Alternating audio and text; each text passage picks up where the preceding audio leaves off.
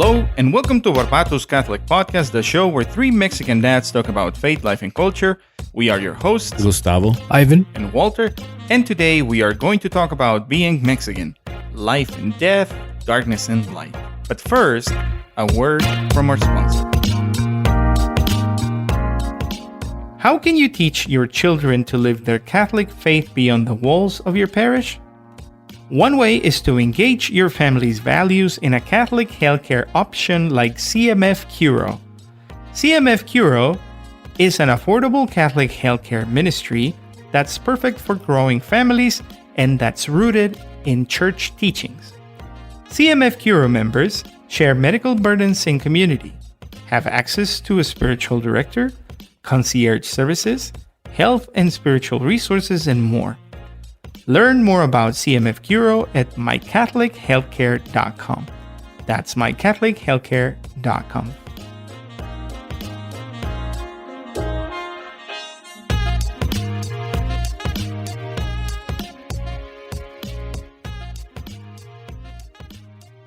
And welcome back. We missed you. Do not act like you didn't miss us, because we know you did. Who doesn't miss us? Who doesn't? I know. Probably our wives. Because we're away from them. Yeah. And they have all the kids. Well, yeah, working from home is like one of the advantages. You can just pop in. But yeah, I guess you're going to the office, right, Ivan? Mm-hmm. I'm still working from home. Still working from home.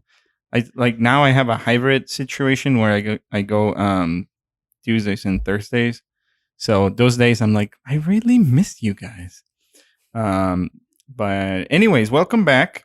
This is Season 2 of Barbatus Catholic Podcast. Who would have thought that we would be here? Not me. I didn't. We need to put that video of, what's his name? The guy from, he's in a lot of things. Oh, Paul Rudd? Paul Rudd. Who would have thought? Who would have Not thought? me. Not me. Exactly. Season 2, Episode 1. We are coming to you from St. Joan of Arc in Phoenix. We want to say thank you and a shout out to Father Dan Keneally and Deacon Andy Lambros that Hook us up. Yeah, they hooked us up with the room because the garage is super hot right now. So we are inside of a climate control room, and it feels good to be here. Do you think you can like bake some bread inside of a garage?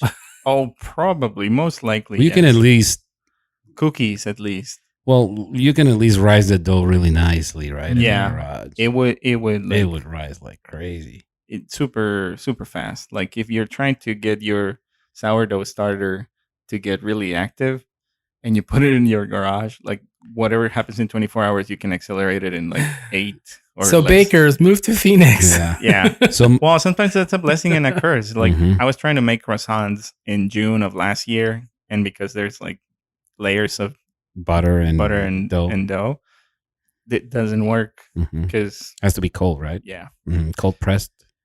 Yeah. Essentially. Croissant bakers, don't move to Phoenix. Well, your room has to be like super cold. Anyways, we're getting so our garage opens literally right into our dining room. So there's no like little room between the garage and our actual living space. Mm-hmm. And it's so hot when you just open it and you just get like a in your face. And it literally, I think the dining room goes up like a couple of degrees every time we throw the recycling out. It's grosero. Yeah. It's very, really bad. It's like you have to time it. Like we can only throw away the trash early in the morning. Or very late at night. Yeah. If it's 3 p.m., nobody goes to throw the trash. But like I'd rather have the house smell. It was like midnight and it was still like 104. Yeah. I'm like, okay. Which again, unless you're like outside for some reason, it really doesn't affect you, right? Yeah. Unless you're like me that one summer where our AC died and we're like, oh my God. That's Do you know what I don't get? Nightmare. People play golf right now. Yeah. Because it's cheaper. It's cheaper, but that tells you how cheap people are. No, I'm kidding. But I mean, I'm always chopping for a bargain, even though I don't golf. I always hear that people go golfing for like 4 or 5 hours. Mm-hmm. I can't imagine being 4 or 5 hours outside on purpose and then doing physical activity. Yes. Well, I'm terrible at golf. I've never been golfing. Yeah, me either. I've been to what's it called? Mini golf. Mini golf and what's the other one? The one at Top Golf. Top Like golf. the range. It's pretty fun, but I'm terrible at it. I think if I would go to either one, I would do the Happy Gilmore thing just to get it out of my system. I tried it. Yeah, it's not easy, right? Nope. That's a movie that I need to watch. I haven't watched it. That's a must. I just know that it's Adam Sandler. Did it age well though? No. You know, it aged well. There is a lot of movies right now. Like, what was the movie that Deanna and I were watching? That we were like, that would not fly. We were watching Music and Lyrics with Drew Barrymore and Hugh Grant. Well, that's your first problem right there. Well, you're watching a movie with Hugh Grant, so dude, Hugh Grant is a national treasure in the UK, probably. But it's a rom-com, dude. Don't judge. Anyways, the only one that I couldn't remember, I enjoyed, and not like I watched like Hugh Grant's library of movies. I didn't, but like 9 months. 9 months? Yeah, and that was I think I watched it once. I don't think I've seen it, and I enjoyed it. But I can't. That's the one Hugh Grant movie that I haven't watched. Yeah, and I can't count in one hand Hugh Grant movies. Maybe I've seen him, but he's really good in Love Actually. Love Actually. There you go. That's the second one, and that's it. There's 2 actors that are named Hugh, right? In the Hugh world? Grant, Hugh Laurie. That's the other one that I was. Dr. I always House. get, I always get them confused. Yeah. I always like. Yeah. So I thought when you said Hugh Grant, I was thinking of the guy from the doctor from that show, no, but Hugh that's Grant. not him, right? No, that's the other Hugh Laurie. Well, speaking of movies, that is a great that's segue. a great segue. Yeah. Hugh Jackman. Sorry, Hugh Jackman. He's Wolverine. This episode, we're going to talk about actors that are named Hugh. I hope you forgive us. It's going to be Hugh. Thank you. That was it for season 2. That's our high point. Good luck. Lord. There's no going up from here. Please don't hate us. It's just downhill. Okay, so movies. We're going to talk about a movie director. His name is Guillermo del Toro, originally from Mexico.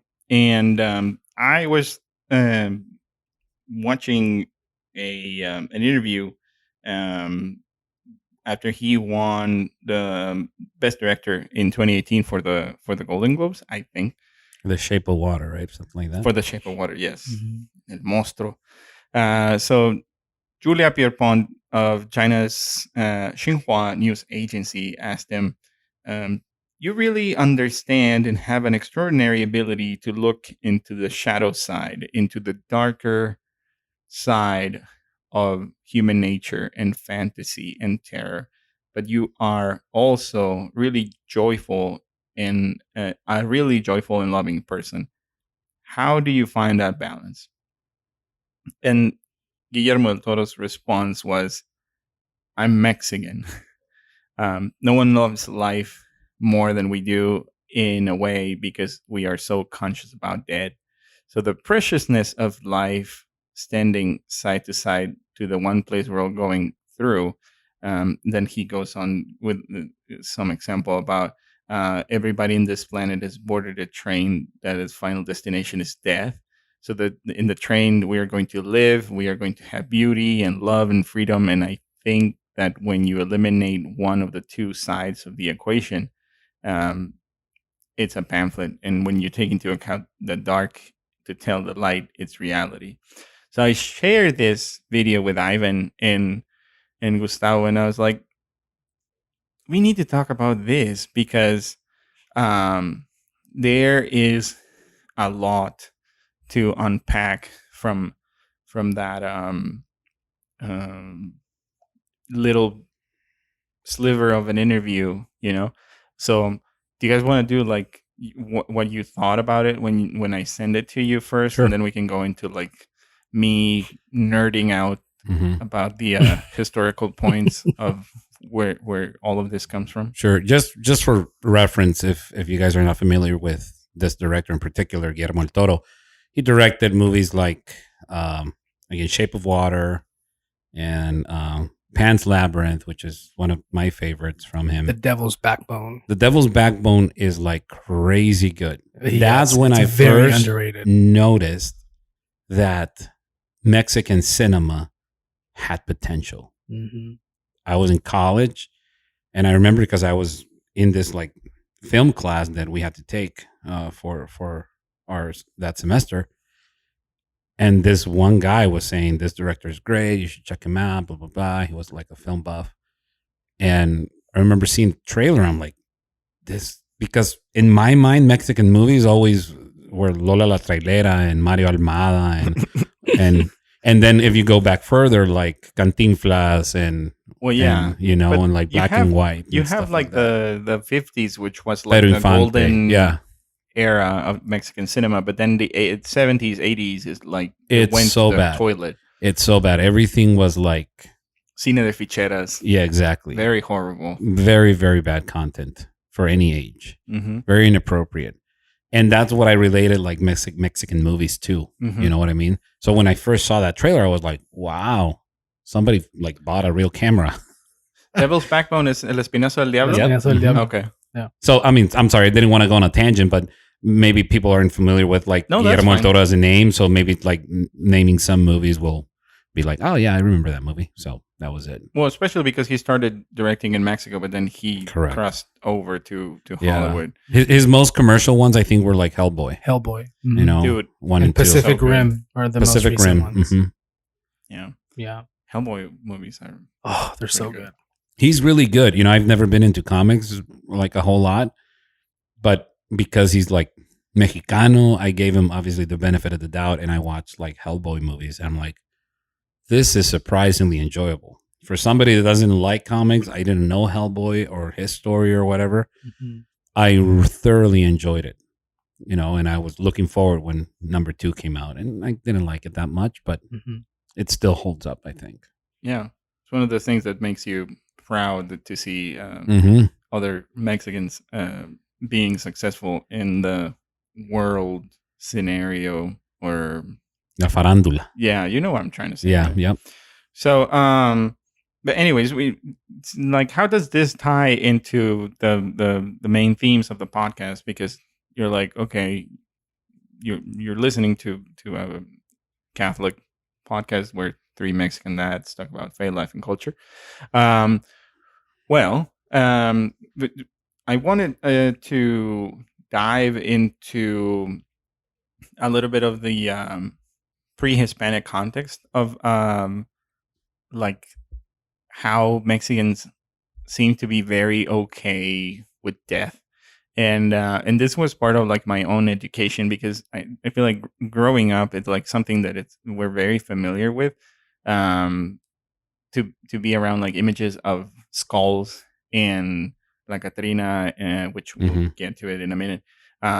It's just part of the culture, and you don't question its origins. So I did some digging, and around, just to get like the context, around the year 1427, the Aztec Empire was formed, and they basically they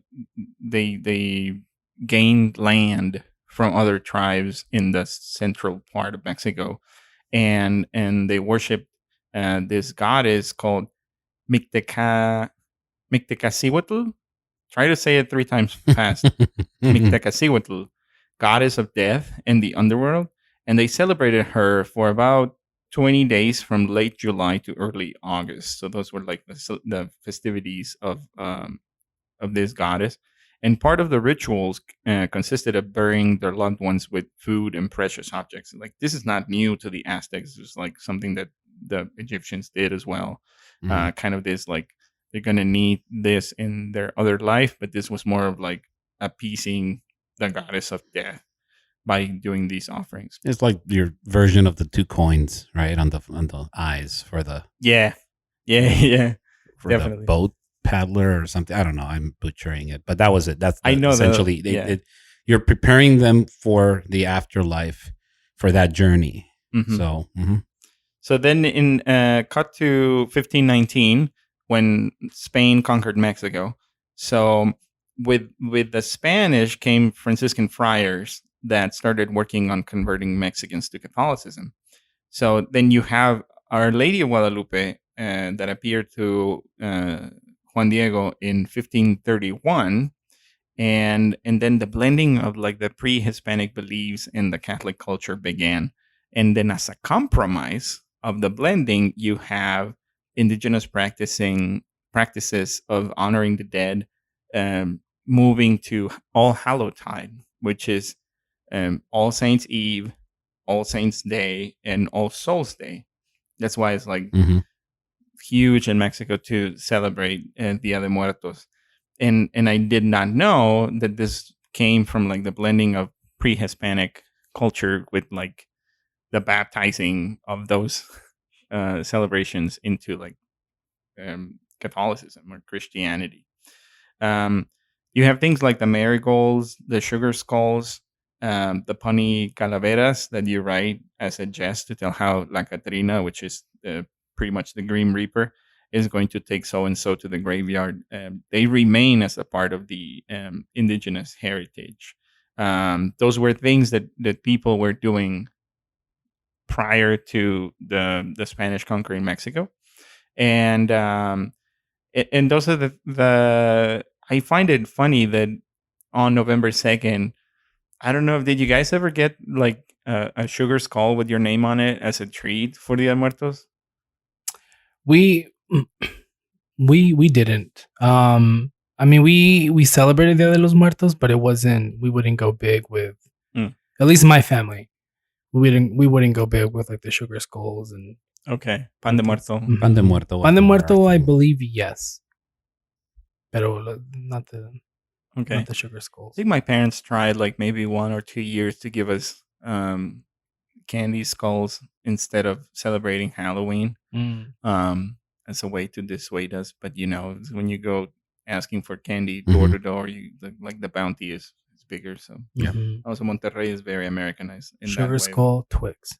I know. Sugar skull sneaker. They have chocolate skulls, dude. Oh yeah, they had to. They were competing against Snickers. Exactly. I know. Can you imagine a Snickers skull? It's like dude, rock solid with like Reese's eyes. I am there. I'm totally there. Mars, if you're listening, business. we're like New giving business you idea. Yeah, people from Mars and Hershey's, come to us. We have plenty of ideas. So the idea we talked about La Catrina, which is a character, which is basically Catrina means like dapper skeleton or elegant skull. And it became like the icon of Dia de Muertos around like 1910, which is around the time of the Mexican Revolution. And this was an original cartoon illustration from the newspaper that it was created by this gentleman whose name is Jose Guadalupe Posada. But then Diego Rivera, who's one of the most important muralists in Mexico, he painted this mural called Sueño de una tarde dominical en la Alameda Central, which means dream of Sunday afternoon in the Central Plaza. How do you translate? Courtyard or whatever. Courtyard. Around 1946. And the central piece of the mural is the elegant skull, La Catrina. So it is very ingrained or like grafted in the Mexican culture, and that's kind of like where it comes from.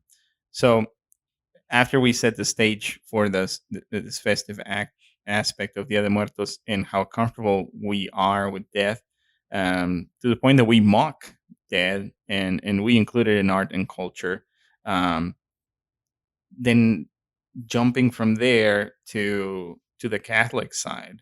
Before you get to the Catholic side, I remember when it's weird because here, if you look at like horror movies, like every horror movie is set like in not every, but a lot of horror movies or Halloween movies or whatever are set in a graveyard setting. That would be terrifying for a kid to be in the dark in a graveyard. Kids, we run around the grave site, not the graves, because that is very disrespectful. Or the ones my parents always taught us, never step on the graves. Because just be respectful of other people's family members. But yeah, we would go, and as part of youth group, that was the opportunity. We treated it as a fundraiser because the cemeteries were packed for that week. And so it's just that like juxtaposition of like how comfortable kids in Mexico are with just being around A cemetery. a cemetery, Yeah. as opposed to here, it's just like you would traumatize a kid if you go and leave him in the cemetery for a couple of days. You know? Yeah, we have mariachis in our cemetery. Yeah, that helps. Enliven the mood a little bit. Food, mariachis. Mm-hmm. Yeah, it's like a whole economy, dude. Mm-hmm. It is. The flower vendors, And the cobijeros. the cobijeros. Mhm. Y le pongo otra. Yeah, Y y le si le da la pongo- otra, le das más. And then It's so the funny. yeah, it just becomes a festival of sorts. Yeah. Because it's still in Nogales when last time we went, I mean, it was like years ago, but we always look forward to it. When we lived there and it was just like crossing the border and we would be there, we wouldn't miss it every year because you get to really experience great food for one, right? Yeah. Which is amazing Street because food. street food, but you get, as a northern state, we would get all of these vendors from the south because all of these cobijeros and all these people that sell the Would you- Mexican artifacts. Explain what a cobijero is. So a for those- cobijero is somebody that sells comforters, essentially, with like different patterns or El different tigre. team logos. You know, there's this famous brand called San Marcos, Mm-hmm. Saint Mark. Yep. And they usually have lions or horses Or tigers, tigers. really That's the ferocious most- people, and not people, really ferocious animals to keep your kids in bed to keep them warm in winter. and terrified. Like Dude, there's so many memes about that. Yeah. About the San Mexican. Mhm. it's like the Mexican starter pack. I know. But dude, like that was our. We didn't have heating in my home in Monterrey, but like we had San Marcos Oh yeah. cobijas, and 2-3 of them used. They're good. So my You went to the bathroom, you were done. yeah. So my grandma used to. She would have benefited a lot from a weighted blanket because she would say, "Échame otra, mijito, échame otra." Just throw another one on top. She would sleep with 4 of these things on. I don't know how she wouldn't suffocate at night just from the sheer weight of it. Dude, I think They're that's why super I heavy. slept so well when I was a kid. I had like, 4 or 5 pounds of blankets on. It's crazy, but it does make a difference. And my grandma, I would be like, "Mom, is this safe? These things are like 5 pounds each." We can't even see her. No ves que se está levantando. Yeah, just to make sure that the breathing Abue, is going ¿Estás on. respirando? Sí. Está dormida. Déjame dormir. Chale otra. That is very funny. Sorry, I didn't want it to derail, but I think that this is good. One thing that I noticed is like when we would go to like when you said like people from the south of Mexico would go to like Sonora to do that. I think the other Muertos is like bigger in the central south part of Mexico, especially because the Aztecs were more like in the area of Mexico City and those states going to the south, and in the north part of Mexico, they were all like nomad tribes that didn't have like that connection to the Aztecs per se.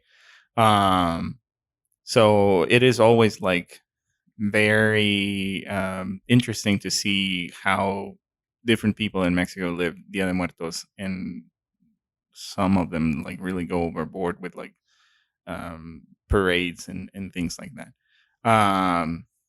Not to say that it's good or bad. It's just saying like how they live it differently. Like Jerez, Zacatecas, I think that they do practice it, or they do things like a little bit bigger than what like Monterrey or Hermosillo would do. You know what? I don't remember going to a Dia de los Muertos celebration in Jerez. I don't know if because my parents didn't want to take us or they don't have it. Okay. I don't know. I should probably find out.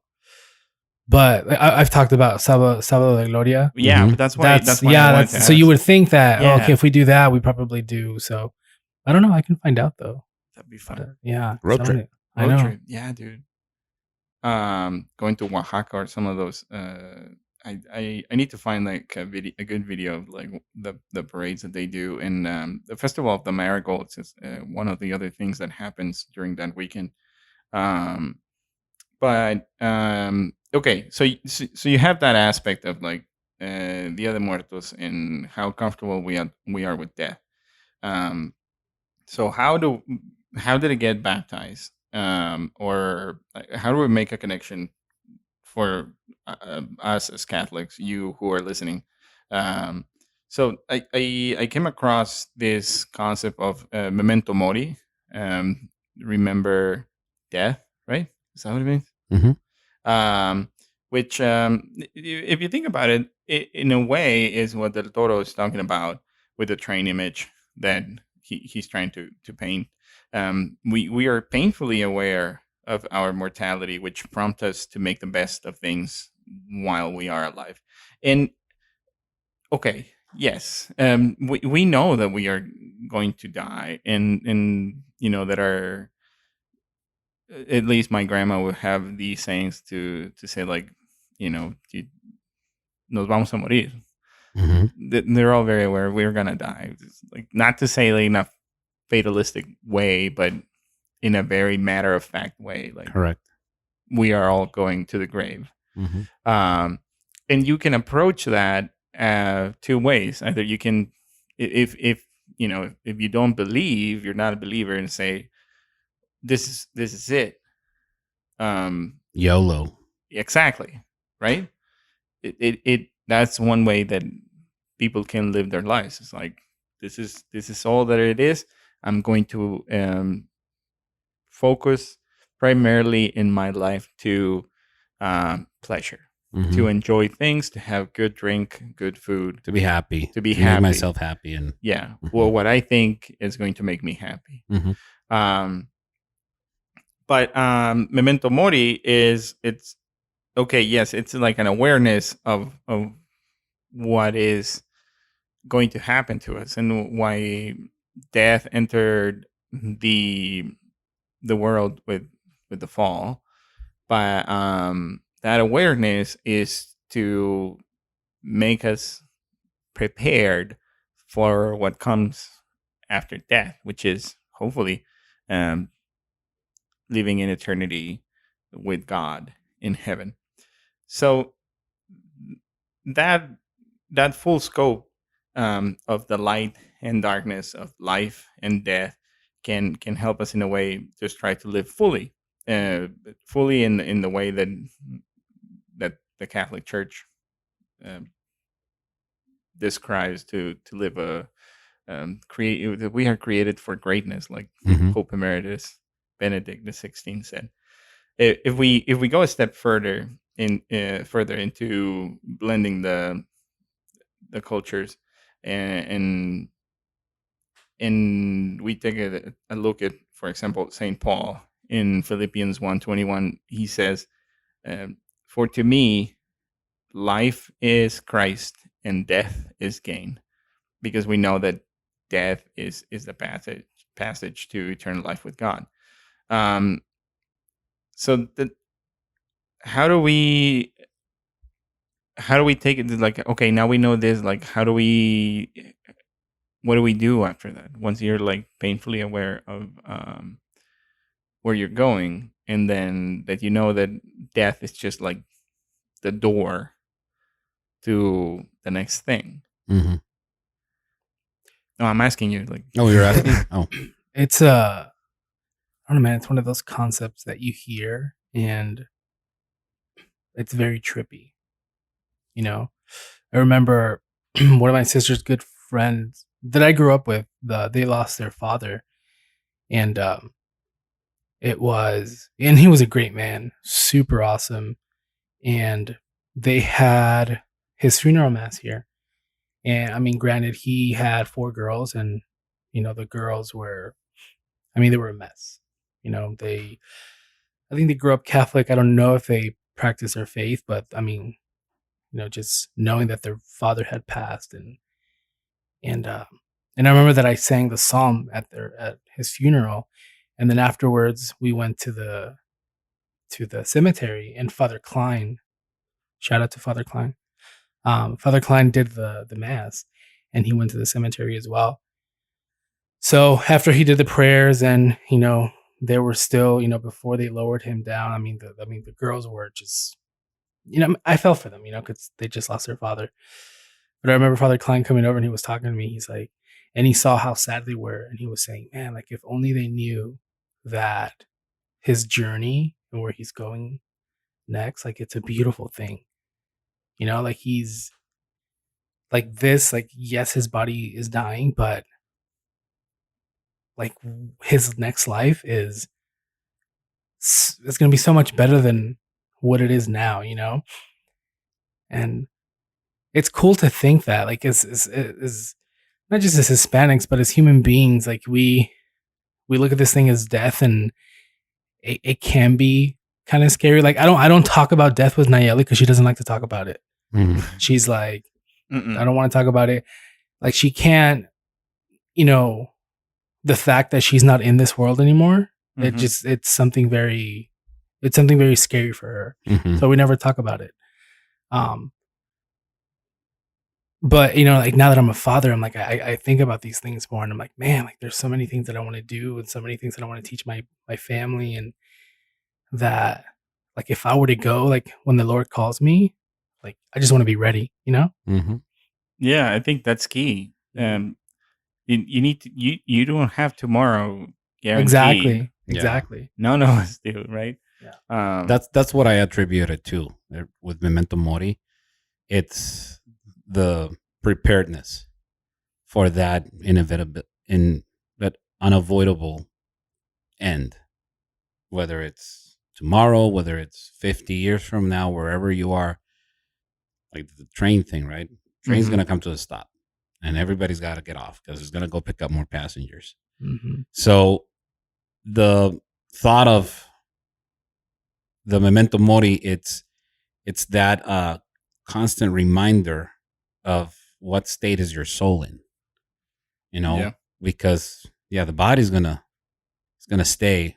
Is your soul gonna go forward? Where is it gonna go? And as Catholics, we believe that if we are prepared and we're lucky enough to be received in the pearly gates, that's awesome. Yeah, my best bet is to land in purgatory. That's it. I'm shooting for purgatory. Same. I'm shooting for purgatory because at least I know that eventually I may get in. Thousands, hundreds of thousands, or whatever it takes. But for us, the alternative to that is not great. You don't want that. Yeah. So Memento Mori is that constant reminder of like checking yourself.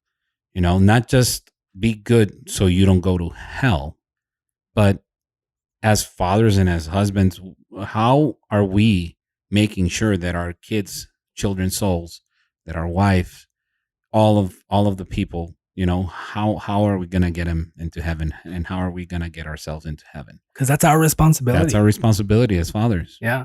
We are the stewards of those souls for God, because they don't belong to us. They belong to God. They're a gift to us, but eventually we're gonna have to answer for that, right? So that's the image that comes to my head. Am I ready? Will I be let in? Yeah. Based on what I did today, would I be let in? Exactly. If a train hits me right now, here we go with the train again. What would happen? Do not walk on the train tracks is the takeaway from it. Yeah, exactly. This is the moral of this episode. Have you guys watched Defending Your Life? No. Oh, that's such a good movie. It's kind of like under the radar. Okay. But it's, I forget the actor's name, Albert Brooks, which is the voice of is he related to Mel? Nemo? Marlin. Yeah, Marlin. So he's the voice of the dad of Nemo.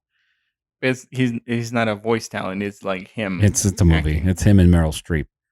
And just basic the premise of the movie is that he dies and he goes like to this place. It's not heaven and it's not hell. It's like it looks like Los Angeles, for the viewer. But everybody's walking around. So it's hell.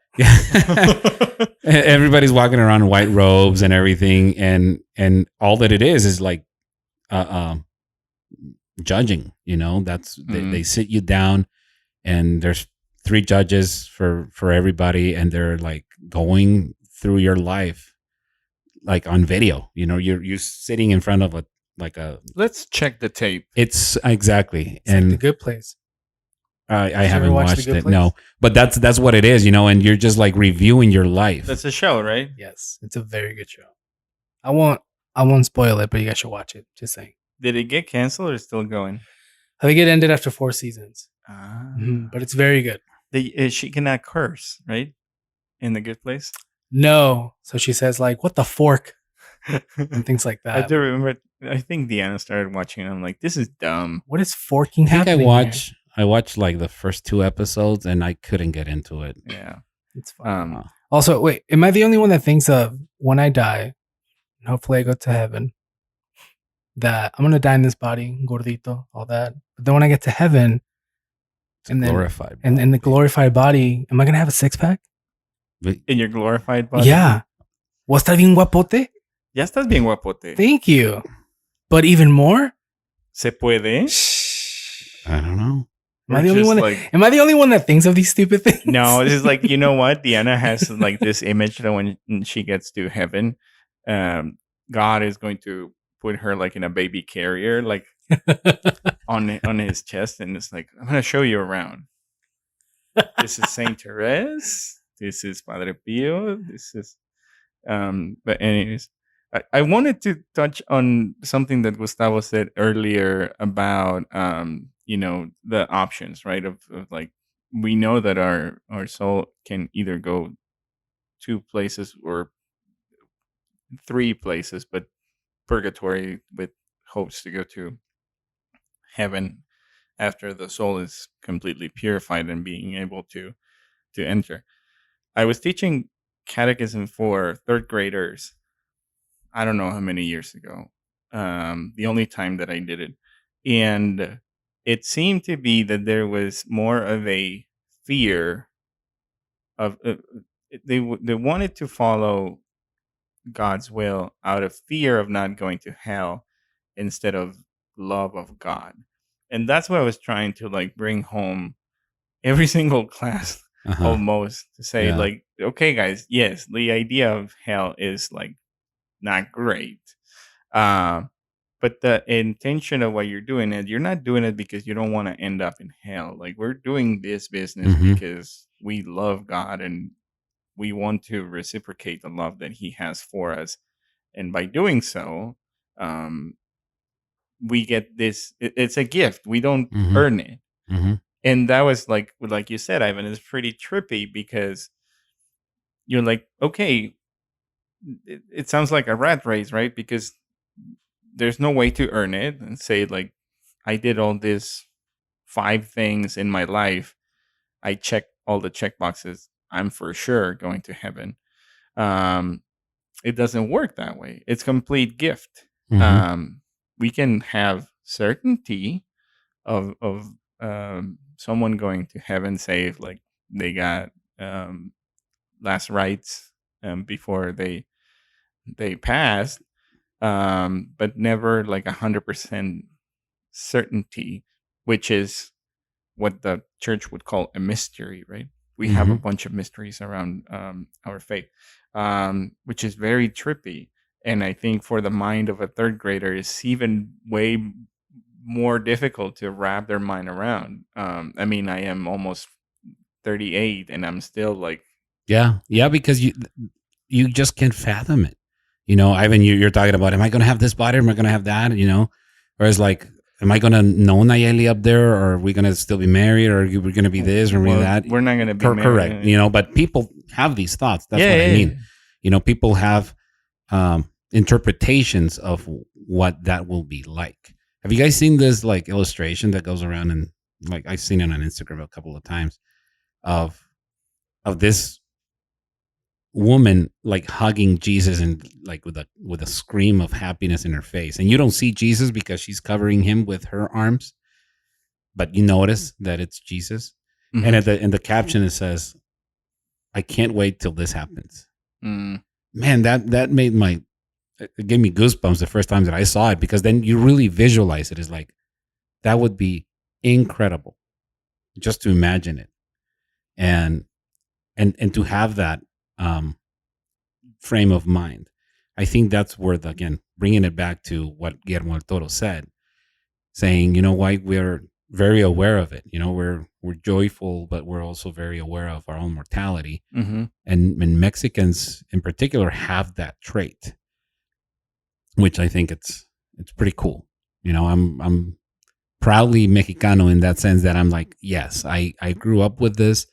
I lived it. I really appreciate the culture and what it brings to it, and how I just would hope more people would be a little bit more aware to the actual significance of it, and not just the elotes with chile. You know what I mean? But elotes with chile is But a big part. It's a big part. I'm not gonna lie. Or like one of my favorite things about life. The chanclas. Oh man! Wait, huaraches. I just know huaraches. Huaraches. Yeah. I'm sorry, chanclas. Chanclas is what your mom used to beat you up. Huaraches. See, we for whatever reason we always end up talking about food. Mm-hmm. Yeah, nothing wrong with that. No. Nothing wrong with that. It's a beautiful thing. It is a beautiful thing. And you know what else is a beautiful thing? The fact that we didn't mention that now we are in YouTube. There you go. That at the beginning. So check us out. We are well at the day of recording. We recorded this. We're prepping the finishing touches for putting all of season 1 episodes in YouTube. But starting with season 2. We will be in all of the platforms that we already are at the moment, where you can check us out with Apple Podcasts and Google Podcasts and Stitcher and all that fun stuff. But now you are able to listen to the podcast on YouTube. So it's just the audio version only, though. The audio version, you will not see us. Maybe at some point we will do some videos. Where Ivan will be able to showcase what he learned in film school. Like Guillermo del Toro. Del Toro. But please, Barbatus Catholic Podcast on YouTube, go subscribe and smash that like button. Yeah, check us out. All the things the YouTubers say. Smash that like button. Smash it. What does the bell do when like the notifications, like when we post a new video, like it gets a push notification for people? Yeah, do that too. Tell your friends.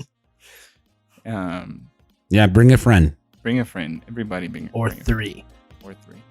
Well, I think that's a good place to end it, and we want to thank you for listening to this episode of the first episode of the second season of Barbatus Catholic Podcast. The show where 3 Mexican dads talk about faith, life, and culture. If you like the show, please consider subscribing to the podcast, sharing it on social media, leaving a rate and review on Apple Podcasts, and recommending it to your friends and family. And if you didn't like it, well, just keep it to yourself and let others make their own mistakes. You can follow us on Instagram at Barbatus Catholic Podcast. Send us an email at hello@barbatuscatholicpodcast.com.